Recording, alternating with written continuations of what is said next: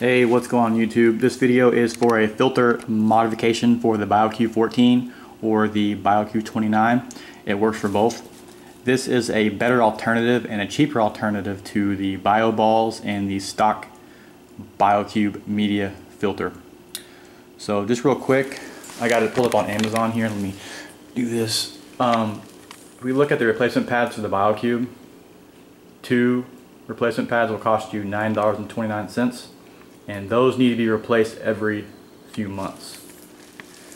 This setup I have here costs you anywhere between $12 and $18 and will last you 9 to 10 months and maybe even more. So what I'm going to do is give you a rundown of what I have and then how I have it set up in my tank, and maybe you will use this for your tank as a cheaper and better filter system. So the first thing I have here is the Bonded filter pads. I have Marineland. Doesn't have to be Marineland, it can be any brand you want. The only requirement, it needs to be 4 inches long by 3 inches wide. So what you're going to want to do is take the tray in chamber number 2 and just cut around it. So this is a big piece of filter pad, so it'll last a very long time. Second thing I have here, and it's completely optional, is the Fluval water polishing pad. If you don't want to use this, you can use ChemiPure made by Seachem, or this is not really required, it's just kind of a luxury item. I bought it this time because it was on sale at my local fish store. I have noticed that it doesn't work quite as good as ChemiPure, but it is a lot cheaper and it works okay. I definitely would buy it again. Next we have the Fluval carbon filtration. The only requirement of this, it needs to be in a bag. It doesn't have to be Fluval, it can be any brand. Just can't be the loose carbon. Once again, I bought the Fluval because it was on sale at my fish store. Next we have a Sump sponge. The Sump sponge I use is made by ESchopps, and I don't have the model number on me right now, but these Sump sponge fit perfectly inside the tank in chambers 1 and chambers 2, so you don't have to cut them or anything. I actually ran out of a Sump sponge, so what I did was use an older sponge from my other tank and cut it. So as you'll notice on my chamber, the first chamber, it has a little bit of a gap between the sides of it, but if you buy the correct model, there won't be any gap whatsoever. So let's go ahead and go up to my tank and I'll show you how I have it set up. Alright, so the first piece here we have the Sump sponge.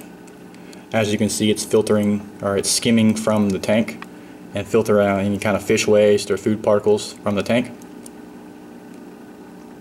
So the second piece I have here, I kind of took it out so it doesn't fit, but it's the filter pad. I just traced around it, cut it, and it fits in this tray right here perfectly. So let me go ahead and take this off real quick. Let's see, do I have anything to take it off? Yeah, right here. So let me take this off right fast. Sorry, it's kind of a pain in the butt to get this thing out.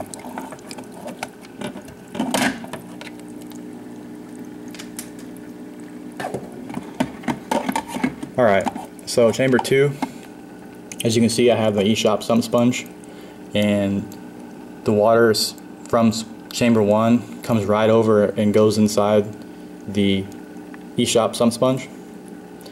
It's very effective at filtering any kind of large media from your tank. And then finally here I have, one thing I didn't mention was the ceramic rings that I use. You can use any kind of ceramic rings you want as long as they're in a mesh bag and they fit inside the chamber. So how I have it set up is I have carbon on the top, ceramic rings, and then carbon on the bottom. And the ceramic rings never really need to be replaced.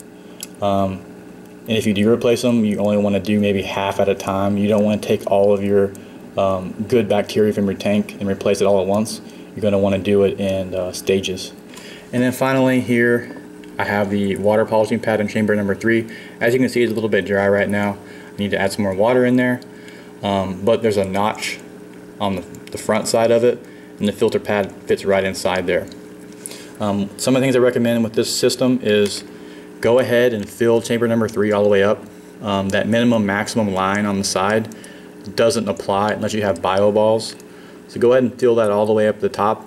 It'll be good for your top off. It'll last longer, and you'll just have more overall water volume in your tank, which will help to stabilize it. So once again, I have the ESchopps sump sponge in chamber 1. I have the ESchopps sump sponge in chamber number 2, and then I have activated carbon, ceramic rings, and then the bottom activated carbon. And then on the chamber number 3, I've got a water polishing pad. So that's pretty much it. Like I said, the whole setup will cost you less than $20 and will last a lot longer, and it will be more effective at filtration on your BioCube than the stock bio balls and the filter media that they offer. Anyways, if you have any questions, feel free to post a comment, and please like my video and subscribe. Thank you.